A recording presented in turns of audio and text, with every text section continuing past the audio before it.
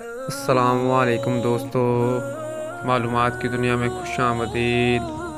آج آپ کو جو میں معلومات بتانے کے لیے جا رہا ہوں وہ انتہائی انٹرسٹنگ اور اہم ہے۔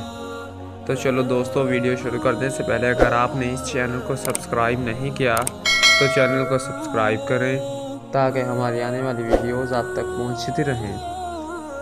دوستو، کئی سالوں سے گاڑیاں تیار کرنے والی کمپنیاں منفرد ڈیزائن کی حامل گاڑیاں متعارف کرواتی آ رہی ہیں، جن میں سے بیشتر کامیاب بھی ہو رہی ہیں۔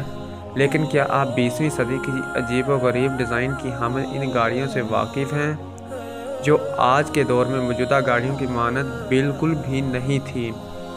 اگر نہیں تو آئے ہم آپ کو 20ویں صدی کی چند ایسی عجیب و غریب گاڑیوں کے بارے میں بتاتے ہیں جن کے گاڑی ہونے پر بھی یقین مشکل سے ہوتا ہے۔ کنسٹینٹائن موٹر سکیچز کارز۔ یہ عجیب و غریب گاڑی 20ویں صدی کی ابتدا میں ایجاد کی۔ ڈائناسفیئر کار۔ یہ ایک سنگل پہیے کی حامل گاڑی تھی جو کہ 1930 عیسوی میں ایجاد کی۔ اس سواری کی چوڑائی 3 میٹر تھی۔ اس گاڑی میں ڈرائیور بالکل درمیان میں بیٹھا کرتا تھا جبکہ سواریاں اس کے پیچھے ہوتی تھیں۔ اس گاڑی میں 2.5 ہارس پاور کا انجن نصب تھا جبکہ یہ صرف گیسولین پر چلتی تھی۔ اس گاڑی میں ایک چھوٹا انجن نصب تھا جس کی طاقت 1.5 ہارس پاور تھی۔ اس کے علاوہ اس گاڑی میں فیول ٹینک اور بیٹری بھی موجود تھی۔ فورڈ سوبین کار۔ ہنری فورڈ گاڑیوں کی پیداوار میں پودوں، خاص طور پر سویا بین کے استعمال کے حوالے سے کافی دلچسپی رکھتا تھا، اور اس وجہ سے سویا بین پر تحقیق کے لیے اس نے ایک پوری لیبارٹری بھی تعمیر کر رکھی تھی۔ ہنری نے اس گاڑی کے مختلف پارٹس کی تیاری میں سویا بین کی استعمال کیا۔ اگرچہ کار کا فریم اسٹیل کا ہے جبکہ اسے ایسے پلاسٹک سے ڈھکا گیا جو سویا بین، گندم اور دیگر پودوں کی مدد سے تیار کیا گیا ہے۔ سکالوسکی گرائیڈو کار۔ یہ ایک 6 سیٹوں کی حامل گاڑی تھی جس کے صرف 2 پہیے تھے، جن میں سے ایک آگے اور دوسرا پیچھے۔ یہ 6 سیٹیں 3 قطاروں کی شکل میں گاڑی میں نصب کی گئی تھی۔ اس گاڑی کا انجن 16 سے 20 ہارس پاور کا حامل تھا۔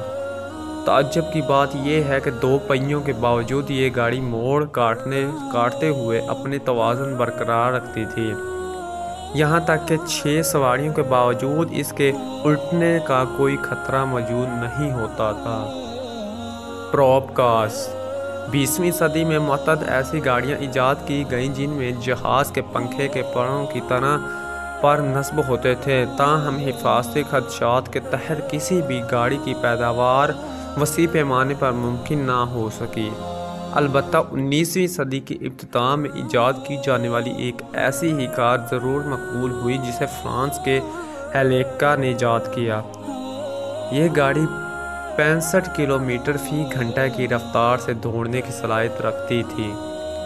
ڈائناسفیئر کار۔